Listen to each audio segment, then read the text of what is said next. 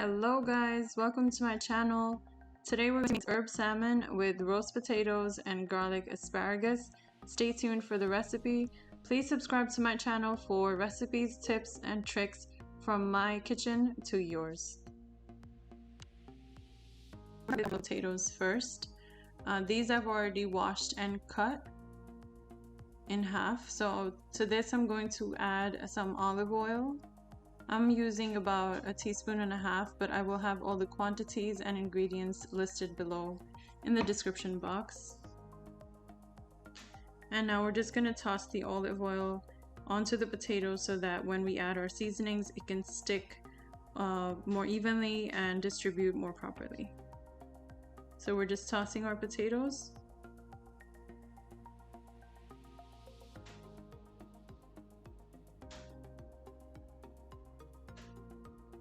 So first we're going to add our thyme. We're using dried thyme, but you can also use a few sprigs of fresh thyme.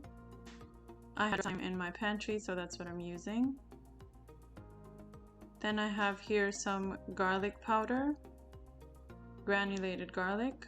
You can also use fresh garlic. About 2 or 3 cloves is fine. Then we have onion powder. Onion powder is preferred in this recipe over fresh onion. So we're just going to sprinkle it like so. And then I have some black pepper, which I'm going to sprinkle to my taste.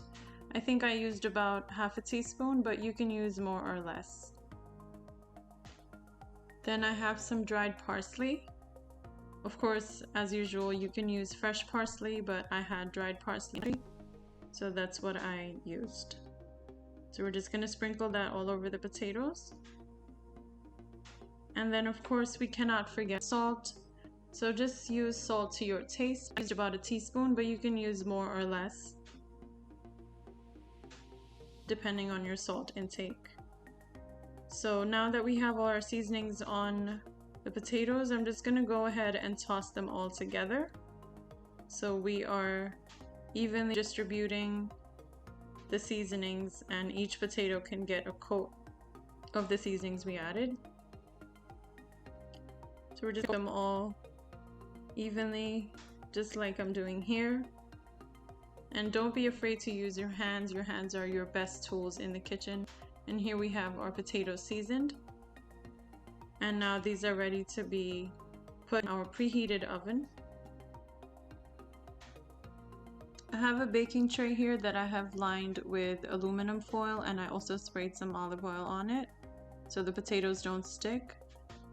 And now I'm just going to evenly distribute the potatoes cut side down so they go evenly in the oven at a temperature of 350 degrees. Here I'm just laying them out, flipping them over. So once we have these all flipped over, we're going to bake these for 20 minutes first, and then we're going to cover, which I'll show you in a few minutes. So these are all ready for the oven. A small size like that, we're just going to leave as is.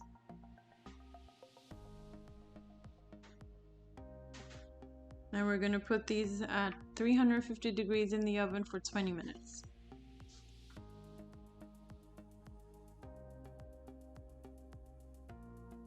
Now we're going to prep our asparagus next while the potatoes cook in the oven. So I have asparagus here that I'm going to show you a trick how to cut them pretty easily. So the bottom part of the asparagus is usually very rubbery and chewy. So we're just going to snap from the bottom end to see where we're going to make our average cut. So that's about the portion that we want to remove, just like that. This is a very rubbery part. It's hard to want to get rid of this.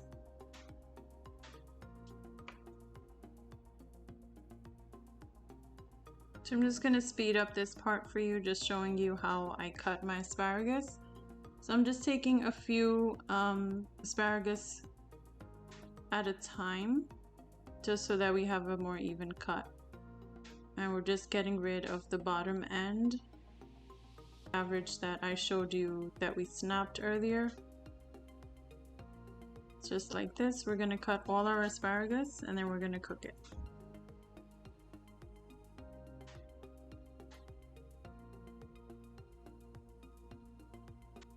Now I'm just cutting 3 cloves of garlic for our asparagus.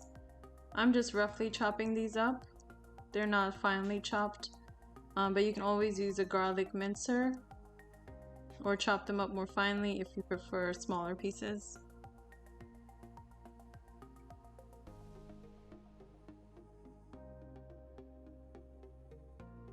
Now I have my chopped garlic in a non-stick pan.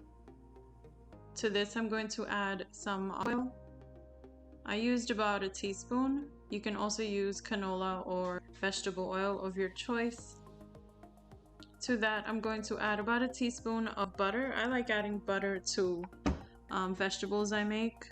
It just adds a nice flavor. And I'm going to mix all of this together so the garlic flavors can infuse with the oil, and we're going to let the butter melt. Now we don't want to brown the garlic necessarily, we just want to soften it a little bit so it doesn't have any bite to it, but it will give a nice flavor still. Now we're just going to add a little red chili flakes. I believe I added too much, but I'm going to list the correct quantities in the description box below. And we're just going to mix all of this together just like this. Let it all cook and marry together. And then we're going to be adding our asparagus that we cut to this little mixture.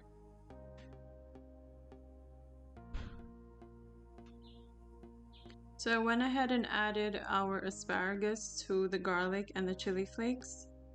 And I also added a couple of tablespoons of water so that we can cook the asparagus a little and it can get a little tender. So I'm just going to mix all of this together. This does not take long, maybe about 5 to 7 minutes. We are going to cover it with a lid so it can cook in its own steam. Just like that, our asparagus is almost ready. So after 5 to 7 minutes, we checked on our asparagus and this is pretty much done. So we're completed with one side. This is very quick and easy to make, and you can use it for different meats like steak or chicken, but this is going to pair really well with the salmon we're going to make. After 20 minutes in the oven, we're going to check our potatoes. Flip them over just like I'm doing here. And you can see they have a nice little golden on them.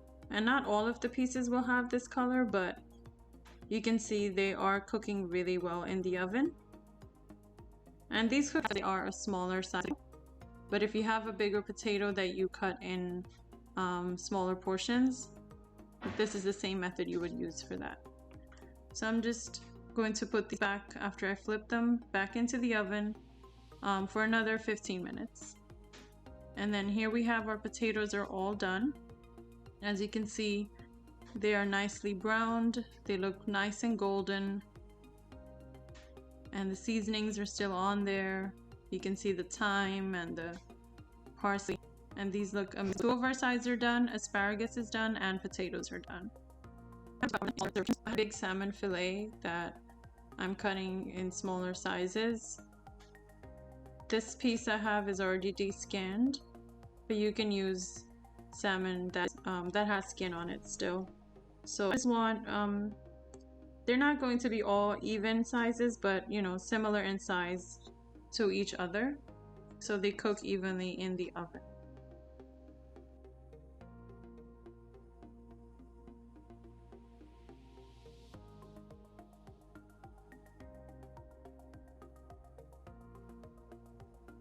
Now we'll make our dry rub seasoning for the salmon that we cut. So we're first going to start off with dried thyme. Again, you can use fresh thyme sprigs if I had dried thyme to use. Then I'm using some black pepper, some granulated garlic, garlic powder, Then I also have some onion powder, smoked paprika.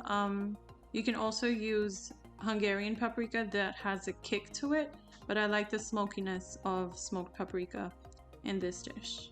And then of course we also have some salt to taste.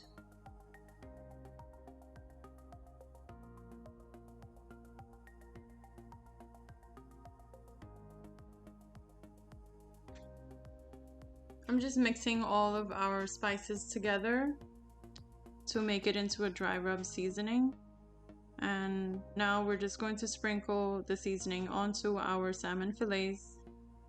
I'm being pretty generous with this, but you can use more or less, that's your choice.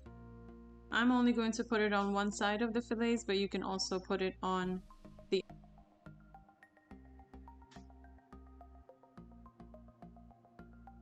Now we're going to be left over with a little extra seasoning, but we're going to use it on the rest of the fish that I prepped.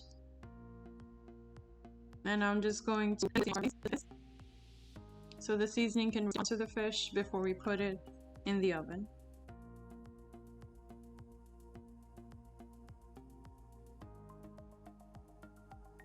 On the same baking tray that we used to bake our potatoes on, I'm going to use the same baking tray for the salmon, and these I'm just placing onto the tray,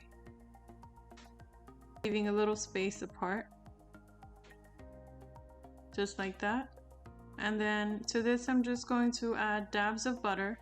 You really can skip this part, or you can lightly spray or put a little olive oil on top of these if you like, if you want to go a little healthier route.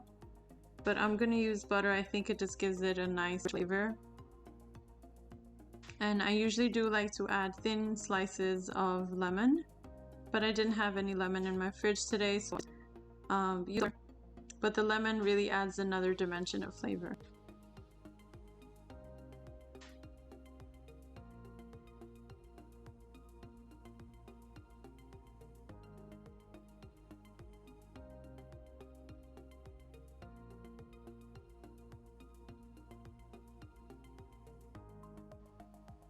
I went the rest of my fish, I seasoned it and also put dabs of butter on it, and now put it in the oven for about 20-25 minutes at 350 degrees Fahrenheit, just like this. And here we have salmon after about 25 minutes.